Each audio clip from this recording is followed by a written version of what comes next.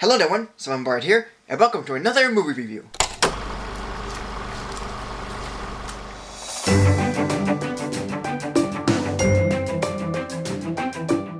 There once was an animation company that was known as Amblimation.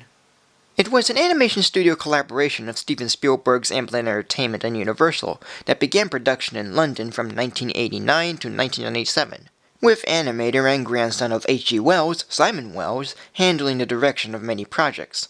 The reason for it being short-lived was because the films the company made performed poorly at the box office, and only 3 films were made there, as well as 2 TV shows.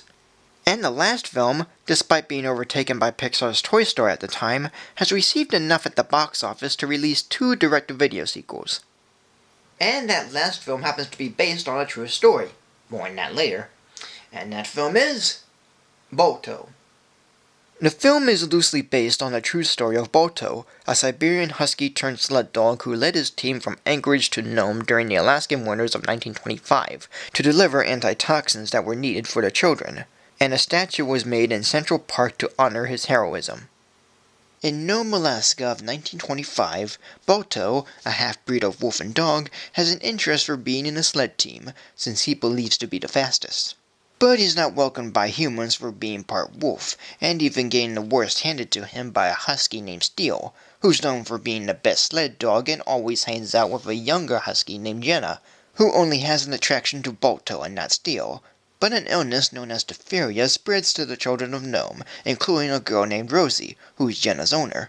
So after a race to determine who would lead the sled team to deliver the antitoxin, Steel ends up leading knowing that Balto, who won the race without being chosen, won't be leading for being a half-breed. Yet after retrieving the medicine by train in Nevada, Steel's sled team gets lost, which has Balto go out to find the team and lead it back to Nome.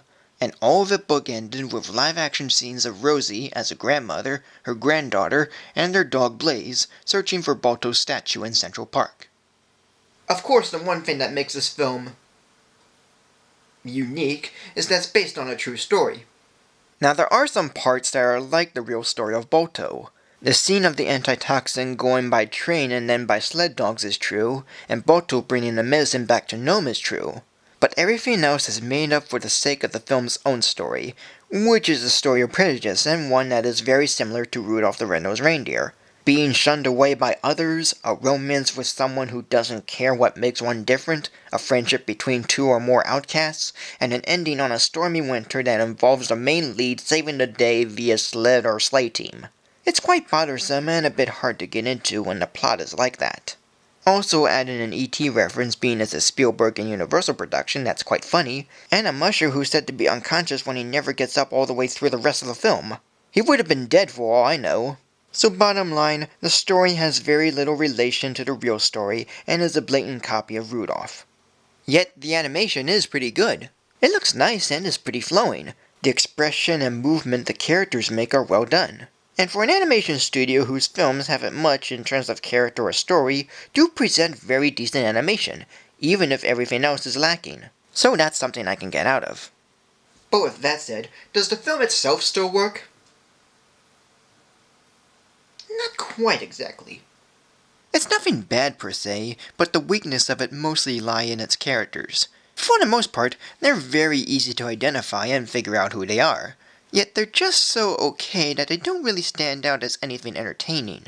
The main lead is sort of generic as stories of prejudice goes. The romantic lead has a sudden attraction to the main hero and only wants to be with. The romance between them have no conflicts. The comedy reliefs usually state out the obvious and are once in a while funny.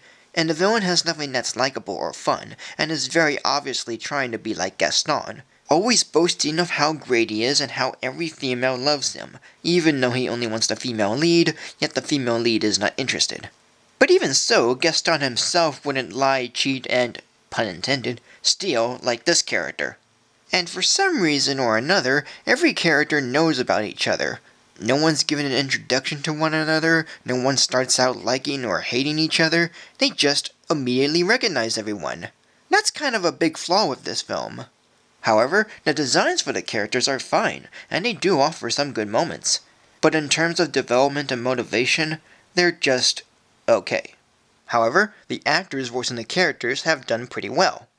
Kevin Bacon voices Balto, Brenda Fonda voices Jenna, Bob Hoskins voices Boris, Jim Cummings voices Steele, Phil Collins voices Muck and Luck, Robbie Rist voices Star, Danny Mann voices Cowtag, Jack Angel voices Nikki, and Juliette Brewer voices Rosie. Also included are the live-action roles of Miriam Margolyes as Grandma Rosie and Lola Bates Campbell as Rosie's granddaughter. As a whole, this movie is, okay. The characters are okay, the story is fine, yet the animation is pretty good. Director Simon Wells has done an okay job of telling an animated film based around the true story of Balto. But with that said, the added elements don't help much, with characters and story that are easy to grasp but aren't given much time to develop or even enjoy, and it's pretty rushed at best. Still, the animation is given a pass for being well done, and the actors voicing the characters do well enough too, but overall, it's not much. So today, this movie would begin a rating of 2.5 big stars. So thank you for joining me.